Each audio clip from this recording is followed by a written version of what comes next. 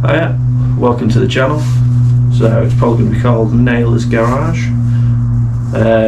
So I've got a nice little project going on at the minute, which I mainly want to document for myself, but if people like to watch me sort of mess around with cars and stuff like that, I'll film it a bit more often.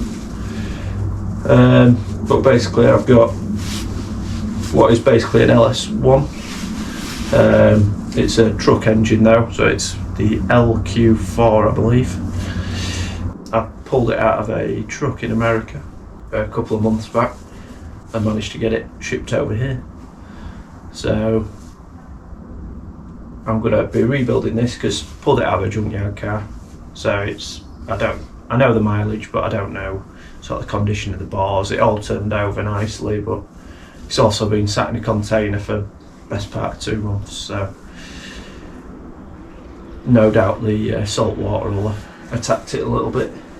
I did jet wash it off before, so it is a little bit cleaner than it was before. It was pretty hanging before. Yeah, so first and foremost we're going to be doing a bit of a rebuild with it, like I say, checking bars and stuff like that, and then probably going to be doing some upgrades along the way. So I'm wanting to do a bit of a choppy camshaft because I like the sound of the chop of the V8, so I'll be doing that.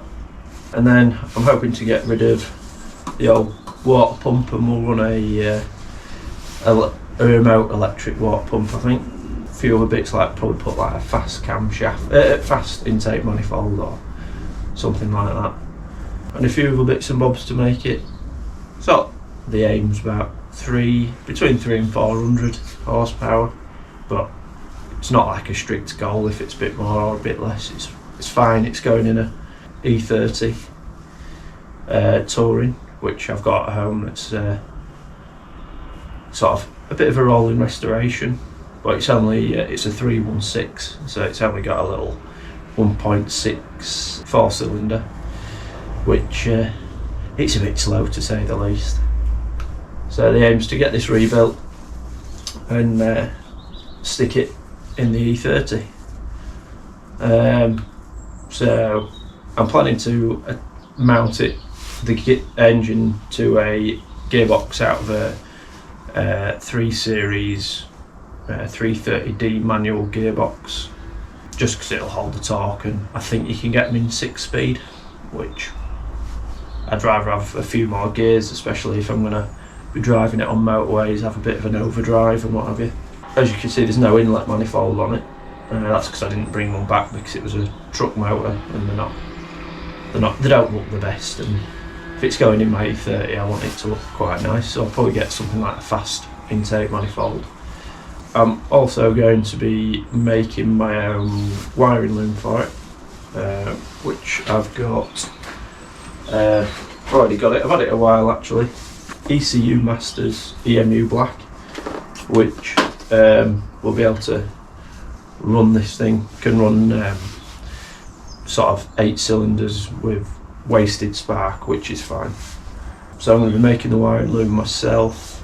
I'd love to make a concentric twisted wiring loom, but I think that's probably above my capabilities at the minute. But I'll definitely be making a wiring loom, making it quite nice. Which, when I bought the ECU, I also got the sort of pre-terminated wiring kit, so you get, I think, 3 meters of wire with your ECU terminals on the end, so probably use that. Probably need a few other bits here and there.